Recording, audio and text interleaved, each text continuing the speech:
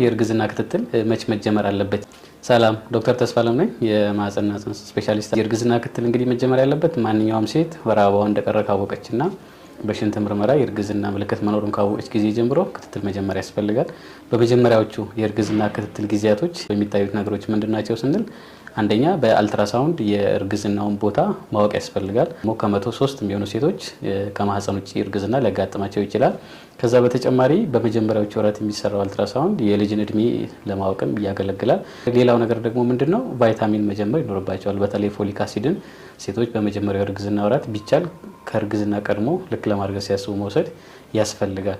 እንግዲህ እንደ WHO አንዲት ሴት እርግዝና ክትትል መጀመር ያለባት እስከ 12ኛው ሳምንት ወይ እስከ 3ኛ ወር ባለበት ቢያንስ አንድ ጊዜ መሄድ ይኖርባታል። አጠቃላይ የክትትል ቁጥሮቹ ደግሞ 8 ይሆናሉ። ሆኖም ግን እንደየአስፈላጊነቱ ከ8 በላይም ሊሆን ይችላል። አመሰግናለሁ።